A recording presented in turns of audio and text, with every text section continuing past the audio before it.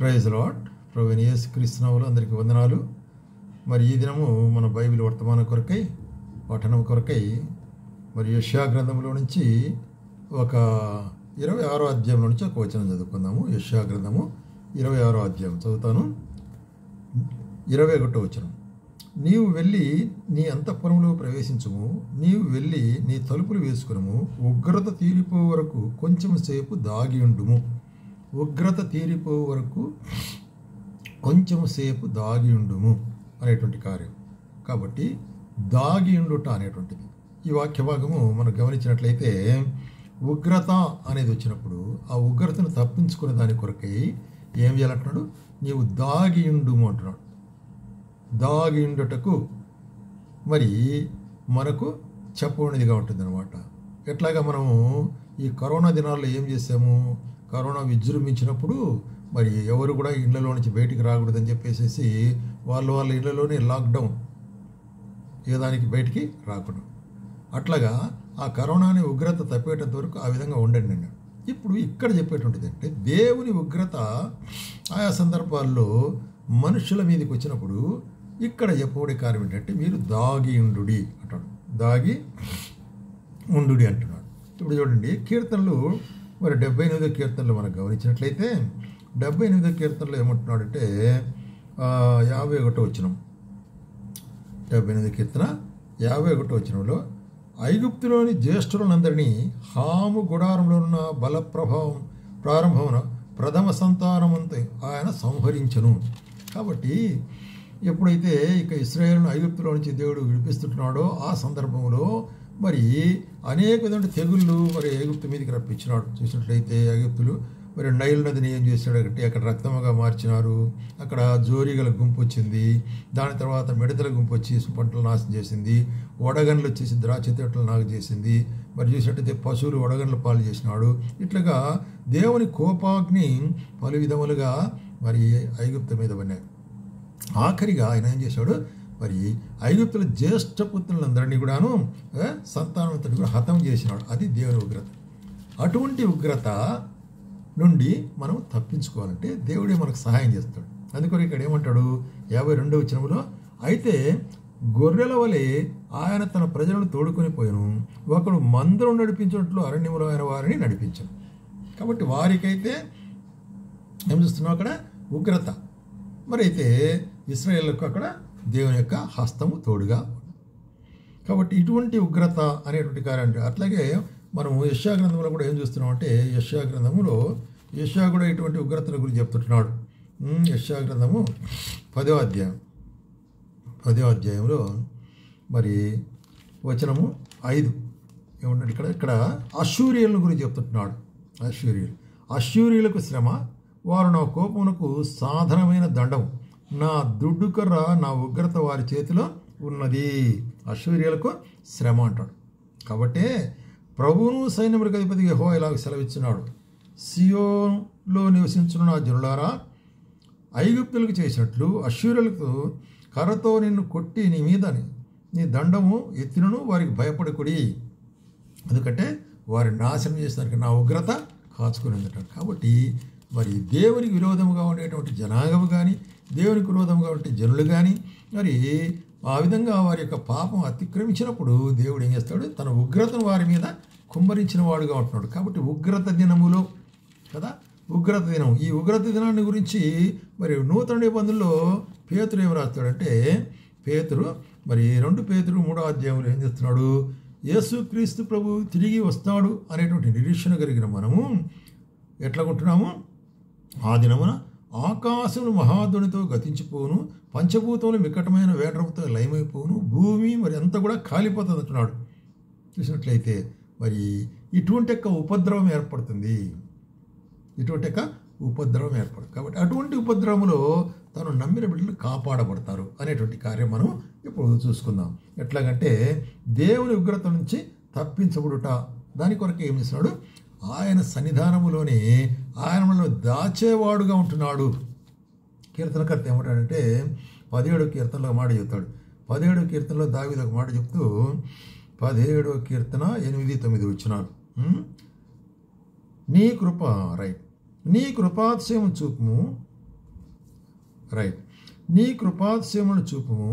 ఒకడు తన కనుపాపను కాపాడుకున్నట్లు నన్ను కాపాడును. నన్ను లయపరచుకోరు దుష్టులను పోగొట్టి కాపాడుము. నన్ను చుట్టుకున్న ప్రాణ శత్రువులకు చిక్కకుండా నీ రెక్కల కింద నన్ను దాచుము. కాబట్టి తన పిల్లలైన వారిని ఎదిరించేవారిని, బాధించేవారిని, వారిని హింసించేవారిని, అటువంటి వారి దీంట్లో నుంచి దేవుడు ఎట్లా కాపాడతాడు? తన రెక్కల కింద, నెక్కల నీడన, ఎట్లాగా కోడి తన పిల్లల రెక్కల కింద మరి మూసిపెట్టి ఆ యొక్క మరి శత్రువు నుంచి కాపాడుతుందో అదేవిధంగా దేవుడు మనల్ని కాపాడుతాడు. అయితే ఆయన రెక్కల కింద మనం దాగుకునే వారంగా ఉండాలా. అందుకొరకు 27వ అధ్యాయంలో కూడా ఏమంటాడంటే 27వ కీర్తనలో దావీదు మరి ఇదే మాట చెప్తున్నాడు. 27వ కీర్తన 5వ వచనం చూసినట్లయితే చూడండి, ఆపత్కాలమున ఆయన తన పర్ణశాలలో నన్ను దాచును, తన గుడారపు మాటను నన్ను దాచును. కాబట్టి ఆపత్కాలంలో ఏం చేస్తాడంట? తన గుడారములో, తన యొక్క సన్నిధానములో, తన పరిశుద్ధాలయములో నన్ను దాచిపెట్టును. కాబట్టి దేవుడే దాచిపెడతాడు. ఆపత్తు ఎదురుంటే ఆపదైనప్పటికీ కూడా, అది శత్రువు ద్వారా ఆపదైన ద్వారా, లేకపోతే న్యాచురల్ కెలామిటీస్ ఉంటాయి కదా, ప్రకృతి ద్వారా ఏర్పడిన ఆపదల ద్వారా అయినా కూడాను దేవుడు మనల్ని దాచిపెట్టేవాడు ఉంటున్నాడు తన ప్రియులైన వారిని. కాబట్టి దేవుని భద్రత కింద మనము ఉండే వాళ్ళంగా ఉంటున్నాం. అందుకొరికే 31వ కీర్తనలు ఏమంటాడు? 31వ కీర్తన చూస్తున్నాం చూడండి. 31వ కీర్తనలో 19వ వచనం ఏం చెప్తున్నాడు ఇక్కడ? నీ యందు భయభక్తులు గల వారి నిమిత్తం నువ్వు దాచించిన మేలు ఎంతో గొప్పది. నరులు ఎదుటి నేను ఆశ్రయించున్న వారి నిమిత్తము నీవు సిద్ధపరిచిన మేలు ఎంతో గొప్పది అని చెప్తూ, మనుష్యుల కపటోపాయములు వారిని అంటకుండా నీ సన్నిధిన చాటున వారిని దాచుచున్నావు. కాబట్టి ఇంకొకటి ఏంటంటే, మనుషుల యొక్క, దుష్ట మనుషుల యొక్క మరి ఎటువంటి కపటోపాయములు, అనేకులు మరి కపటముగా ప్రవర్తించేవాళ్ళు, కపటముగా మరి ప్లాన్లు వేసేవాళ్ళు, కన్నింగ్ అంటారు కదా, మోసపూరితమైన అటువంటి వారిని మరి దాంట్లో నుంచి కాపాడేదాని కొరకై దేవుడు ఏం చేస్తాడంట? తన యొక్క మరి అక్కడ కాపుదలను ఉంచేవాడుగా ఉంటున్నాడు. తన యొక్క సన్నిధి చాటున మరుగుపరిచేవాడు ఉంటున్నాడు. అది కీర్తనకర్త చెప్పే తన అనుభవంలో చెప్తుంటాడు. దావీదుకు ఆ విధంగా ఎన్నిసార్లు దేవుడు మరి దాచిపెట్టిన వాడుగా చూస్తున్నాం. శత్రులు మరి సౌలు తరిమినప్పుడు, లేకపోతే మరి చూసినట్లయితే అన్ని సందర్భాల్లో ఫిలిస్తీన్ల మధ్యలో ఎత్తినేమి అన్ని సందర్భాల్లో దేవుడు కాపాడిన వాడుకుంటున్నాడు దావీదును. అదే 32వ అధ్యాయంలో మనం గమనించినట్లయితే 32వ కీర్తన 7వ వచనంలో ఏమంటున్నాడు?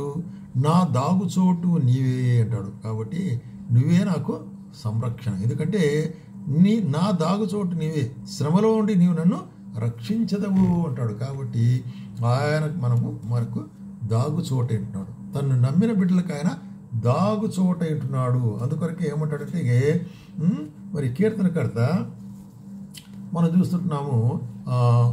యెషయా గ్రంథం మొదలు చూస్తాం. యెషయా గ్రంథము 32వ అధ్యాయంలో గమనించినట్లయితే యెషయా గ్రంథం 32వ అధ్యాయంలో అంటున్నాడు, ఆలకించుడి రాజు నీతిని బట్టి రాజ్య పరిపాలన చేయును, మనుష్యుడు గాలికి మరుగైన చోటు వలను, గాలివానకు చాటైన చోటు వలన ఉండును, ఎండిన చోట నీళ్ల కాలువలను, అలసట పుచ్చించు దేశముందు గొప్ప బండ నీడవలి ఉండును. కాబట్టి ఆయన ఎట్లాగుంటాడంట?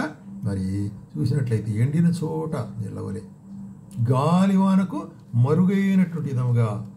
కాబట్టి కీర్తనకర్త ఏమంటాడు? సొలొమోను రాజు ఏమంటున్నాడంటే 18వ కీర్తనలో 18వ సామెతల గ్రంథం 18వ అధ్యాయం మనం చూసినట్లయితే 10వ వచనం, యెహోవా నామము బలమైన దుర్గము, నీతిమంతుడు అందులోనికి పరిగెత్తుకొని పోయి సురక్షితముగా ఉండును. కాబట్టి దేవుని నామం దుర్గం. దుర్గం అంటే ఫోర్ట్రెస్, అంటే కోట, అది బలమైనటువంటి కోట.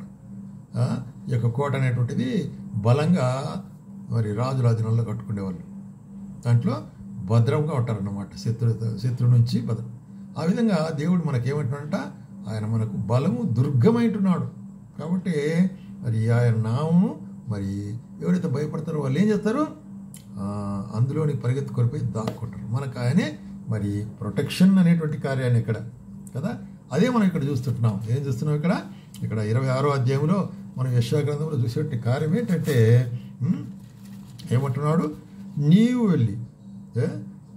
వెళ్ళి తలుపులు మూసుకొని ఉగ్రత తీరిపో వరకు కొంచెం సేపు దాగి ఉండుట అనేటువంటిది. కాబట్టి ఉగ్రత నుంచి తప్పించుకోవాలంటే మనం ఏం చేయాలా?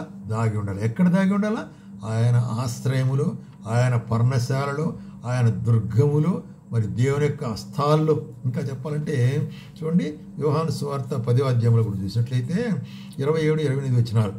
నా గొర్రెలు నా స్వరం వినును, నేను వాటిని ఎరుగుదును, అవి నన్ను వెంబడించును. నా గొర్రెలు అంటే నా ప్రజలు.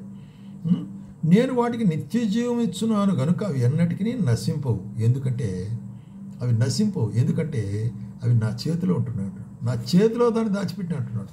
కాబట్టి తన అరిచేతిలో ఆయన మనం దాచిపెట్టినవాడు ఉంటాడు. ఆయన చేతిలో ఉన్న చివరే కానీ దొంగిలించలేరు. కాబట్టి ప్రేమన సోదరి, మరి ఆయన మనకు ఏమైంటున్నాడు?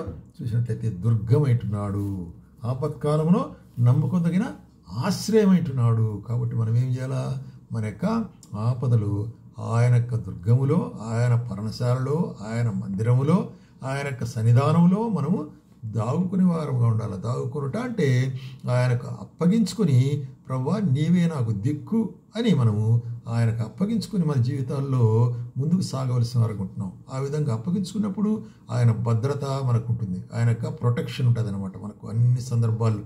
కాబట్టి మనల్ని భద్రపరిచి నడిపించి మరి కాపాడేటువంటి దేవుడు ఉంటున్నాడు అనమాట. కాబట్టి అటువంటి భద్రతను మనం కలిగి ఉండాలంటే ఎక్కడ దాగి ఉండాలా? ఆయన యొక్క పర్ణశాలలో, ఆయన యొక్క హస్తాల్లో, ఆయన యొక్క మరి గుడారములు, ఆయన యొక్క సన్నిధానములు మనము దాగినట్టుకు ప్రభు మనకు సహాయం చేయను కాక.